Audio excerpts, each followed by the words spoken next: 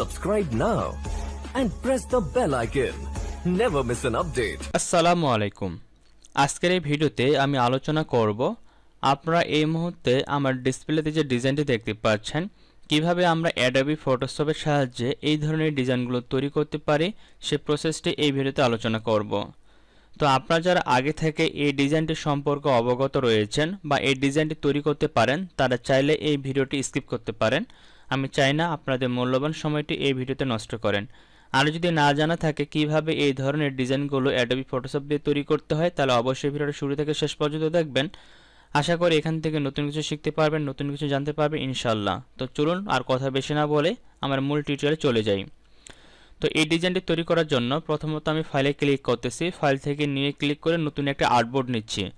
এখানে আপনি আপনার প্রয়োজন মতো একটা আর্টবোর্ড নিয়ে নেবেন। তো আমি এখানে যে আর্টবোর্ডটা নিব সেটা হচ্ছে 10 ইঞ্চি বাই 10 ইঞ্চি এবং রেজুলেশন আমি 300 দিচ্ছি। ব্যাকগ্রাউন্ড হোয়াইট কালার রেখে ক্রিয়েট বাটনে ক্লিক করে সম্পূর্ণ নতুন একটি আর্টবোর্ড ক্রিয়েট করে নিলাম। তো আপনি কিন্তু যে কোনো সাইজের আর্টবোর্ড নিতে পারেন, সেটা আপনার উপর ডিপেন্ড করবে।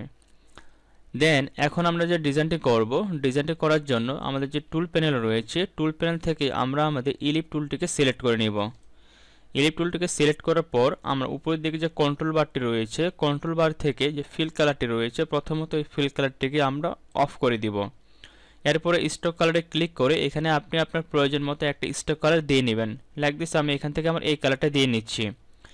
এরপর এখানে স্টকের সাইজ আপনি আপনার মতো করে ছোট বড় করে নেবেন। লাইক দিস এখানে 3 দেওয়া আছে, আমি এখানে 5 করে দিলাম।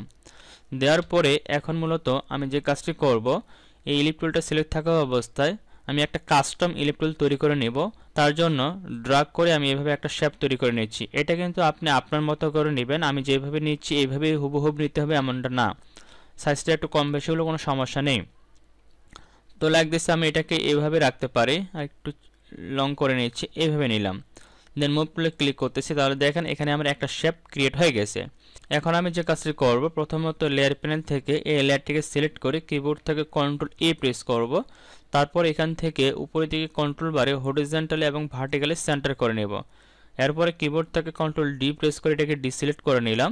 এখন মূলত আমাদেরকে আমাদের মূল ডিজাইনটা করতে হবে। তো মূল ডিজাইনটা করার আগে যে কথাটি না বললে নয়, আপনারা যদি ফেসবুক থেকে আমার এই ভিডিওটি দেখে থাকেন তাহলে অবশ্যই ফেসবুক পেজটিকে ফলো করে দিবেন এবং তার সাথে এই ভিডিওটি শেয়ার করে দিবেন যাতে অন্যরাও এই ভিডিওটি শিখে এই কাজটি শিখতে পারে।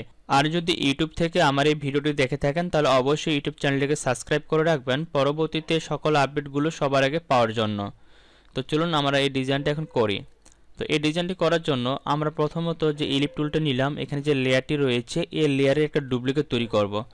তার জন্য আপনি এই লেয়ারটিকে সিলেক্ট করে কিবোর্ড থেকে কন্ট্রোল জে প্রেস করতে পারেন অথবা এটাকে ড্র্যাগ করে এনে ক্রিয়েট নিউ লেয়ারে ছেড়ে দিলে নতুন করে একটা লেয়ার তৈরি হবে। এরপরে কিবোর্ড থেকে কন্ট্রোল টি প্রেস করে এটাকে ট্রান্সফর্ম করে নেবেন। তারপরে অবশ্যই যেন ট্রান্সফর্মের অ্যাঙ্গেলটা মাঝখানে থাকে, এই যে উপরের দিকে দেখতে পাবেন এখানে দেওয়া আছে, যেন মাঝখানে এই পয়েন্টটা থাকে। তারপরে এখান থেকে এটাকে একটু রোটেট করে দিবেন। লাইক দিস আমি এটাকে এই বরাবর রাখতে পারি।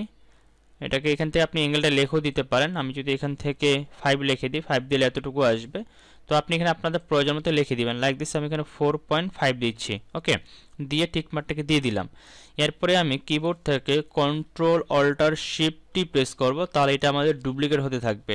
আবার আমি বলতেছি কিবোর্ড থেকে control alter shift T press করবেন। অনেক সময় হয়তো এইভাবে আপনার শুধু পাতটা আসতে পারে, যদি পাতটা শুধু আসে আপনি একবার ব্যাক দিবেন, ব্যাক দিয়ে আবার ট্রাই করবেন।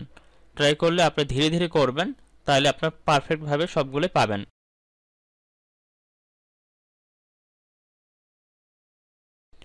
তাহলে দেখেন আমাদের কিন্তু প্রেস করে করে এই ধরনের একটা ডিজাইন কিন্তু ক্রিয়েট হয়ে যাবে। এরপর আমরা যে কাজটি করব সেটা হচ্ছে এখানে লেয়ার প্যানেলে অনেকগুলো লেয়ার হয়ে গেছে।